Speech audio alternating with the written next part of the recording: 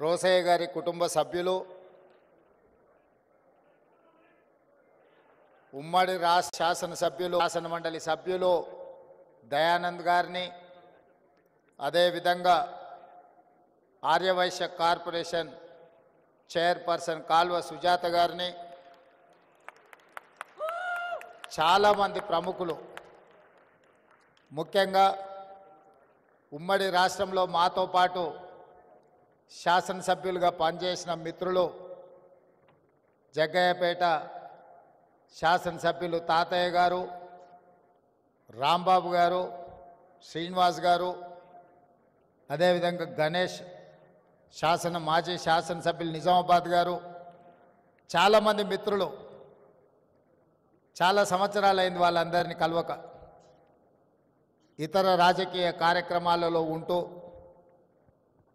రకరకాల నేపథ్యంలో మిత్రులందరినీ కలవక చాలా సంవత్సరాలైంది. ఈరోజు ఈ వేదిక మీద రోసయ్య గారి వర్ధంతి సందర్భంగా మా సహచర ప్రజాప్రతినిధులను, ఆర్యవైశ్య సభ్యులను, కుటుంబ సభ్యులందరినీ కలుసుకోవడం చాలా ఆనందదాయకం. ఈ సందర్భంగా మిమ్మల్ని అందరినీ కలవడం ద్వారా గతంలో రోసయ్య గారితో మాకున్న అనుబంధం, శాసన మండలిలో, శాసనసభలో వారితో పోటీ పడి ప్రసంగించాలన్న ఆలోచన స్ఫూర్తిని వారు మాకు ఇవ్వడం జరిగింది. ఈరోజు ఒక మాట ఈ వేదిక మీద నుంచి నేను అధికారికంగా చెప్పదలుచుకున్నాను. తెలంగాణ రాష్ట్ర విభజన సందర్భంగా 16,000 కోట్ల రూపాయల మిగులు బడ్జెట్తో తెలంగాణ రాష్ట్రం ఏర్పడ్డది అని అంటే 16 సార్లు రోసయ్య గారు ఆర్థిక మంత్రిగా ఉమ్మడి రాష్ట్రంలో ఒక నిబద్ధతను,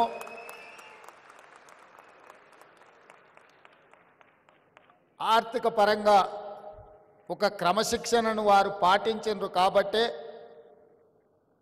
తెలంగాణ రాష్ట్ర ఏర్పాటు సందర్భంగా 16,000 కోట్ల రూపాయలతో మిగులు రాష్ట్రంగా తెలంగాణ రాష్ట్రం అవతరించిందని చెప్పి నేను ఈ సందర్భంగా ఖచ్చితంగా చెప్పదలుచుకున్నా. 2007 సంవత్సరంలో మొట్టమొదటిసారి శాసన మండలిలో నేను ప్రవేశించినప్పుడు, సభలోకి వెళ్ళినప్పుడు ఒక పక్కన చుక్కా రామయ్య గారు, ఇంకొక పక్కన ప్రొఫెసర్ నాగేశ్వర్ గారు, ప్రభుత్వ పక్షాన ఆర్థిక మంత్రిగా రోసయ్య గారిని చూస్తే ఒకలాంటి భయం. ఏం మాట్లాడితే ఏం తప్పు పడతారో, మనం మాట్లాడే మాటల్లో ఏ తప్పు మాట్లాడినా, సమాచార లోపమున్నా వాళ్ళ ముందు మనం తేలిపోతామేమో అని ఒకలాంటి భయం ఉండేది. అక్కడి నుండి సాగునీటి పారుదల శాఖకు సంబంధించిన అంశాల మీద రాజీవ్ ఆరోగ్యశ్రీ ప్రవేశపెట్టినప్పుడు, ఆ అంశాల మీద విశ్లేషణ చేసినప్పుడు మొట్టమొదటిసారి రోసయ్య గారు ఆర్థిక మంత్రిగా నన్ను తన చేంబర్లోకి పిలిపించుకొని, ఎక్కడ చదువుకున్నావయ్యా నువ్వు, బాగానే మాట్లాడుతున్నావు, కాకపోతే లైబ్రరీకి వెళ్ళి ఇంకా లోతుగా నువ్వు నేర్చుకోవాల్సిన అవసరం ఉంది. ఈ శాసనసభ ప్రొసీడింగ్స్ గురించి, ప్రొసీజర్స్ మీద, ప్రాక్టీసెస్ మీద అవగాహన తెచ్చుకుంటే సభలో అద్భుతంగా రాణించగలవు, నీకు మంచి భవిష్యత్తు ఉంటుంది, చదువుకొని సభలో మాట్లాడమని చెప్పి పెద్దలు రోసయ్య గారు 2007లో నాకు సూచన చేశారు. వారు ఇచ్చిన సూచనను ఆనాడు నేను ప్రతిపక్షంలో ఉన్నా. రోసయ్య గారు ప్రతిపక్ష శాసనమండలి సభ్యుడు అని చూడకుండా ఉమ్మడి రాష్ట్రానికి చదువుకున్న ప్రజాప్రతినిధులు ప్రజా సమస్యలను అవగాహనతో చట్టసభలలో మాట్లాడితే మన యొక్క గౌరవం పెరుగుతుందన్న ఆలోచనతోటి ఆ రోజు రోసయ్య గారు నాకు సూచన చేయడం జరిగింది. వారి సూచనతో చదువుకొని వారికే ఇబ్బందికరమైన పరిస్థితులు కల్పించే విధంగా శాసన మండలిలో నేను మాట్లాడేవాడిని. ఆ మాట అన్నా, సార్ మీరు సూచన చేస్తూ నేను చదువుకొని వస్తే ప్రభుత్వానికి ఇబ్బంది కలిగినప్పుడు, ప్రభుత్వం సమస్యలో ఇరుక్కున్నప్పుడు డాక్టర్ వైఎస్ రాజశేఖర రెడ్డి గారు ఆ సమస్యను పరిష్కరించడానికి మిమ్మల్నే పంపుతాడు కదా, అది మీకు కూడా ఇబ్బంది అవుతుంది కదా అని నేను వారిని అడిగిన. అంటే వారు అన్నారు, ప్రతిపక్షంలో ఉన్నప్పుడు ప్రశ్నించాలి, పాలకపక్షంలో ఉన్నప్పుడు పరిష్కరించాలి, ప్రజాప్రతినిధులుగా ఇది మన బాధ్యత, దీంట్లో ఎవరం బేసిజాలకు వెళ్ళాల్సిన పని లేదు. నువ్వు సమస్యలతో అవగాహనతో వచ్చి మాట్లాడితే మా ప్రభుత్వం వాటిని పరిష్కరిస్తుంది, తద్వారా మా ప్రభుత్వానికి మంచి పేరు వస్తుంది తప్ప మీరు ప్రస్తావించారు కాబట్టి మేము వాటిని పరిష్కరించకుండా ఉండాలన్న ఆలోచన మన ప్రభుత్వానికి ఉండదు. ముఖ్యంగా ఆర్థిక శాఖ మంత్రిగా అది నా బాధ్యత అని వారు చెప్పినప్పుడు నాకు ఆనందం కలిగింది. ఈరోజు అలాంటి స్ఫూర్తి కొరవడింది చట్టసభలలో. ప్రతిపక్షాలు ప్రశ్నిస్తే పాలకపక్షాన్ని ఏదో పోతుంది అన్నట్టుగానో, ప్రశ్నించే వాళ్ళని అసలు మాట్లాడించడానికి అవకాశమే ఇవ్వద్దు అన్నట్టుగానో పరిస్థితులు తయారైనాయి. ఆ పరిస్థితుల నుంచి బయటపడాల్సిన అవసరం ఉన్నది. ప్రతిపక్షాలు కూడా రోసయ్య గారు చేసిన సూచన ప్రకారం చదువుకోవడం ద్వారా సమస్యల పట్ల అవగాహనతో కూడుకున్న ప్రసంగాలు చేస్తే అవి సమస్యలను పరిష్కరించడానికే కాకుండా ప్రభుత్వాన్ని ఇరుకునబెట్టడానికి ఉపయోగపడతాయి. తద్వారా ప్రజలకు ప్రయోజనం చేకూరుతుంది. తద్వారా శాశ్వతంగా ప్రజలలో ఒక చెరగని ముద్ర. ఈరోజు రోసయ్య గారు వారి కుటుంబం రాజకీయాలలో లేరు. రాజకీయ అవసరాల కోసం మనం వెళ్తే వాళ్ళు పరిష్కరించగలిగిన పరిస్థితుల్లో ఉండకపోవచ్చు. అయినా ఇన్ని వేల మంది ఈరోజు ఇక్కడికి వచ్చిండ్రు అని అంటే శాసనసభ్యుడిగా, శాసనమండలి సభ్యుడిగా, పార్లమెంట్ సభ్యుడిగా, ఉమ్మడి రాష్ట్ర ఆర్థిక మంత్రిగా వివిధ శాఖలను నిర్వహించిన అనుభవంతో వారు ముఖ్యమంత్రిగా, గవర్నర్గా దాదాపుగా 50 సంవత్సరాల పైగా ప్రజా జీవితంలో వారు రాణించినరు. ఎన్జి రంగా గారి శిష్యుడిగా వారు ఒక గొప్ప గుర్తింపును తీసుకొచ్చిండ్రు. తమిళనాడుకి ఏ గవర్నర్ వెళ్ళినా, తమిళనాడు రాష్ట్రంలో గవర్నర్ ఎవరు బాధ్యతలు నిర్వహించినా ఏదో ఒక వివాదంలో ఇరుక్కోవడమో లేకపోతే ఆ ముఖ్యమంత్రులతో తగవు పెట్టుకొని వారు ఏదో ఒక సమస్యలో కూరుకుపోవడమో జరుగుతుంది. కానీ అనుభవం కలిగిన రోసయ్య గారు అత్యంత రాజకీయ వివాదాస్పదమైన తమిళనాడు రాష్ట్రంలో కూడా గవర్నర్గా రాణించి వారి యొక్క అనుభవాన్ని అక్కడ వారు ప్రదర్శించారు. అంటే వారి స్ఫూర్తి, వారి పట్టుదల, మాటలలో వారి చతురత, పాలకపక్షంలో ఉంటే ప్రతిపక్షాలను ఇరుకునబెట్టడం కానీ, ప్రతిపక్షంలో ఉంటే ఎవరు ముఖ్యమంత్రిగా ఉన్నా వారిని ఇరుకునబెట్టే విధానం మనం నేర్చుకోవాల్సిన అవసరం ఉన్నది. ఈరోజు ముఖ్యమంత్రిగా వారు ఆనాడు మర్రి చెన్నారెడ్డి కావచ్చు, నేదురుమల్లి జనార్దన్ రెడ్డి గారు కావచ్చు, భవనం వెంకట్రామ్ గారు కావచ్చు, అంజయ్య గారు కావచ్చు, లేదా డాక్టర్ వైఎస్ రాజశేఖర రెడ్డి గారు కావచ్చు, వాళ్ళు ప్రశాంతంగా ప్రభుత్వాన్ని నడిపి ముఖ్యమంత్రులుగా వారు అధికారాన్ని చెలాయించిందంటే సమస్యల్ని పరిష్కరించడానికి కుడిభుజంగా రోసయ్య గారు ఉన్నారు కాబట్టే వారు ప్రశాంతంగా ముఖ్యమంత్రులుగా కార్యక్రమాలను నిర్వహించారు.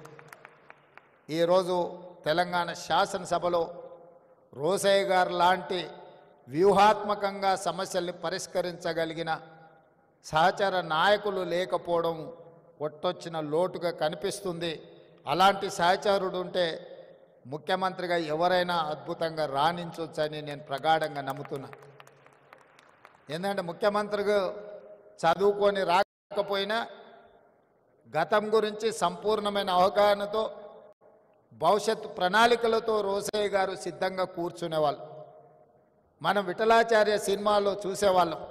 అక్కడ అగ్గిబాణం వేస్తే ఇటువైపు నుంచి వానబాణం వేసి అగ్గిని ఆర్పే విధంగా ప్రతిపక్షాలు ఎంత ధీటుగా సమస్యల్ని ప్రస్తావించినా రోసయ్య గారు అంతే చతురతతో వాటిని ఎదుర్కొని ప్రభుత్వాన్ని ఎల్లవేళలా కంచె వేసి కాపాడేవాడు.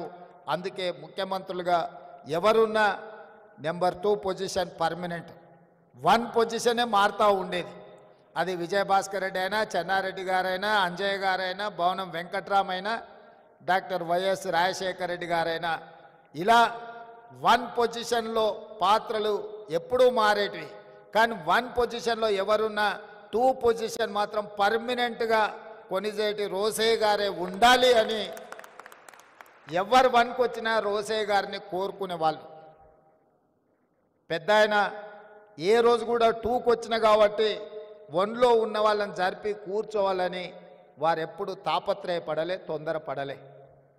అందుకే ఆ సమయం సందర్భం వచ్చినప్పుడు శ్రీమతి సోనియా గాంధీ గారు ఈ క్లిష్ట సమయంలో రోసయ్య గారినే ముఖ్యమంత్రిగా చెయ్యాలి అని సోనియా గాంధీ గారు భావించినరు అంటే పార్టీ పట్ల వారికి ఉన్న నిబద్ధత, పార్టీకి వారి పట్ల ఉన్న నమ్మకం, విశ్వాసం అనేది రోసయ్య గారిని ముఖ్యమంత్రిని చేసింది. నేను ఈ వేదిక మీద నుంచి ఇంకొక అంశం కూడా ప్రస్తావించదలుచుకున్నా. వారి యొక్క నిబద్ధత, వారి యొక్క క్రమశిక్షణ వారికి అన్ని హోదాలను ఇంటికి తెచ్చిపెట్టింది. ఏ రోజు కూడా నాకు తెలిసినంత వరకు రోసయ్య గారు నాకు ఈ పదవి కావాలి అని అధిష్టానాన్ని అడిగిన సందర్భం లేదు. అది మంత్రి కావచ్చు, ముఖ్యమంత్రి కావచ్చు, గవర్నర్ కావచ్చు. వారి ప్రతిభనే, వారి క్రమశిక్షణనే, వారికి పార్టీ పట్ల, నాయకత్వం పట్ల ఉన్న కమిట్మెంటే వారికి అన్ని హోదాలను తెచ్చిపెట్టింది. వారిని మనమందరం స్ఫూర్తిగా తీసుకోవాల్సిన అవసరము ఉన్నది. సభలో సమస్యల్ని వ్యూహాత్మకంగా ఎదుర్కోవాలి అని అంటే రోసయ్య గారిని గుర్తు తెచ్చుకోవాలి అని అంత బలంగా వారి ముద్ర చట్టసభల మీద వేసినరు. అలాంటి రోసయ్య గారి వర్ధంతి కార్యక్రమంలో చాలామంది మిత్రులను, ఎందుకంటే 2007 నుంచి 2014 వరకు రాష్ట్రంలో భిన్నమైన పరిస్థితులు, 2014 తర్వాత 2 రాష్ట్రాలుగా అవతరించిన తర్వాత చాలామంది మిత్రులను కలుసుకోలేకపోయినాము. ఈరోజు మిత్రులందరినీ కలుసుకోవడం, ముఖ్యంగా ఆర్యవైశ్య సమాజానికి నేను ఒక విశ్వాసాన్ని, నమ్మకాన్ని ఇయ్యదలుచుకున్నాను. ఈ రాష్ట్రం యొక్క ఆర్థిక ఎదుగుదల మీ చేతుల్లో ఉంది. ఈ రాష్ట్రం రాణించాలి, ఈ రాష్ట్రం రాణించాలి, ఈ రాష్ట్రం అభివృద్ధి పదం వైపు నడవాలి, ఈ రాష్ట్రంలో ఆర్థికంగా బలపడాలి అని అంటే మీరే కష్టపడాలి. మీరే ఈ తెలంగాణ బ్రాండ్ అంబాసిడర్లు, ఈ తెలంగాణ ఆర్థిక రంగంలో రాణించాలి అంటే మా ఆర్యవైశ్య మిత్రులు ఇంకా 1 గంట అదనంగా పని చేయాలి. ఈ పని మీకోసం కాదు, ఈ రాష్ట్రం కోసం చేయాల్సిన అవసరం ఉంది. అందుకే రాష్ట్రం ఆర్థిక రంగంలో రాణించాలి అని అంటే మీ అందరూ ముందు బాగానే ఉండాలి. మీ వ్యాపారాలకు ఎలాంటి అనుమతులు కావాలన్నా ప్రభుత్వం వైపు నుంచి ఎలాంటి ఇబ్బంది లేకుండా చూసే బాధ్యత నాది. అదేవిధంగా రాజకీయాలలో కూడా ఆర్యవైశ్యులకు తప్పకుండా పార్టీ సముచితమైన స్థానం ఇస్తుంది. కోమటిరెడ్డి వెంకటరెడ్డి గారు నా చెవిలో చెప్తున్నాడు, మనము ఆర్యవైశ్య మిత్రులను ప్రభుత్వంలో కూడా భాగస్వాములను చేయాల్సిన అవసరం ఉన్నదని, తప్పకుండా మీ అందరి మనసుల్లో ఏముందో అది కోమటిరెడ్డి వెంకటరెడ్డి గారు నాకు చెప్పినరు. తప్పకుండా అధిష్టానం దృష్టికి ఈ అంశాలను నేను తీసుకువెళ్తా. అదేవిధంగా రోసయ్య గారి విగ్రహం ఉండాలి అని మిత్రులు ప్రస్తావించినరు. 100% రోసయ్య గారు ఒక సందర్భంలో వారు ముఖ్యమంత్రిగా ఉన్నప్పుడు చంద్రబాబు నాయుడు గారితో కలిసి నేను వారి ఇంటికి వెళ్ళిన ఒక రిప్రజెంటేషన్ తీసుకెళ్ళి వారితో మాట్లాడుతూ ఆ రోజు తెలంగాణ ఉద్యమానికి సంబంధించిన అంశాలు ప్రస్తావనకు వచ్చినప్పుడు రోసయ్య గారు ఒక మాట చంద్రబాబు నాయుడు గారికి చెప్పారు, చూడయ్య చంద్రబాబు, నాకు చీరాలలో అక్కడ ఏమీ లేదు, 50 సంవత్సరాల క్రితం అక్కడ ఉన్నది అమ్ముకొని హైదరాబాద్కు వచ్చి అమీర్పేట్ ప్రాంతంలో ఇల్లు కట్టుకున్నా. నేను హైదరాబాదు వాడినే తప్ప నాకు ఆ రాష్ట్రమా ఈ ప్రాంతమా అని లేదు, 2 ప్రాంతాలు నాకు సమానమే, నేను హైదరాబాద్ వాడిని అని చెప్పిండు. ఈరోజు నికార్సైన హైదరాబాద్ ఎవరైనా ఉన్నారంటే రోసయ్య గారు అని చెప్పి నేను సంపూర్ణంగా విశ్వసిస్తున్నా. అలాంటి నికార్సైన హైదరాబాదీ రోసయ్య గారికి హైదరాబాదు నగరంలో విగ్రహం లేకపోవడం అనేది లోటు. తప్పకుండా రాష్ట్ర ప్రభుత్వం ఒక మంచి ప్రాంతాన్ని మీరు చూసి ప్రభుత్వానికి సూచన చేయండి. మా ఆర్ఎండ్బి శాఖ మంత్రి కోమటిరెడ్డి వెంకటరెడ్డి గారికి ఏ ప్రాంతంలో రోసయ్య గారి విగ్రహం పెడితే బాగుంటుందో ఒక ప్రాంతాన్ని సూచన చెయ్యండి. తప్పకుండా రోసయ్య గారి రాబోయే 4వ వర్ధంతి లోపులోనే రోసయ్య గారి విగ్రహాన్ని మనం పెట్టుకుందాము. ఎందుకంటే వారు అందరికీ స్ఫూర్తి. ఆర్యవైశ్య మిత్రులకే కాదు, ప్రజా జీవితంలో ఉన్న వార్డు మెంబర్ నుంచి పార్లమెంట్ మెంబర్ వరకు, రాష్ట్ర మంత్రి నుంచి కేంద్ర మంత్రి వరకు, ముఖ్యమంత్రుల వరకు రోసయ్య గారు ఒక స్ఫూర్తి. అలాంటి వ్యక్తుల విగ్రహాలు ఉండడం ద్వారా ఈ సమాజానికి ఒక మంచి సందేశాన్ని ఇచ్చిన వాళ్ళం అవుతాము. తెలంగాణ రాష్ట్ర ముఖ్యమంత్రిగా మా ఆర్యవైశ్య మిత్రులకు నేను మాటిస్తున్నా, మీరు మంచి ప్రాంతంలో రోసయ్య గారి విగ్రహం పెట్టడానికి మీరు ఏర్పాట్లు చేసుకోండి. రాష్ట్ర ప్రభుత్వం అనుమతిస్తుంది. ఆ ప్రాంతాన్ని రోసయ్య గారి పేరు మీద అభివృద్ధి చేసే బాధ్యత మా ప్రభుత్వం తీసుకుంటుంది అని చెప్పి ఈ సందర్భంగా మీకు అందరికీ తెలియజేస్తూ, ఏది ఏమైనా చాలామంది నిర్వాహకులు ఇందులో భాగస్వాములు ఉన్నారు. వారికి పేరు పేరున మనస్ఫూర్తిగా ఒక మంచి కార్యక్రమాన్ని ఏర్పాటు చేసినందుకు అభినందిస్తున్నా. అదేవిధంగా Pendakanti educational academy, Vasavi engineering college ఒక అద్భుతమైన సంస్థ, రామ్మోహన్ రావు గారిని సన్మానించడం అనేది నాకు ప్రత్యేకమైన గౌరవం. ఎందుకంటే వారితో నాకు చాలా సంవత్సరాల నుంచి పరిచయం ఉన్నది. వారు ఎంత నిబద్ధతతోని వాసవి ఇంజనీరింగ్ కాలేజు నిర్వహించినరో నాకు తెలుసు.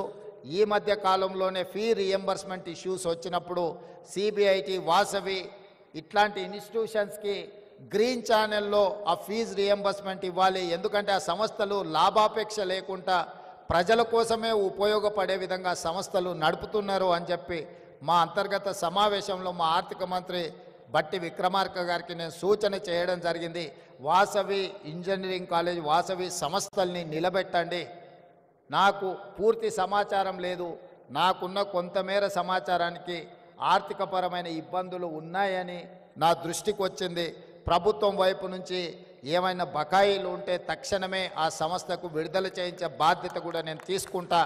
ఎందుకంటే ఎంతోమంది ఇంజనీర్స్ని ఈరోజు ఎక్కడంటే అక్కడ ఇంజనీరింగ్ కాలేజీలు వచ్చినాయి, కానీ ఆ రోజుల్లో ఒక గొప్ప ఇంజనీర్లను తయారు చేసి సమాజానికి ఇచ్చిన ఒక గొప్ప సంస్థ వాసవి అకాడమీ, ఎడ్యుకేషనల్ అకాడమీ.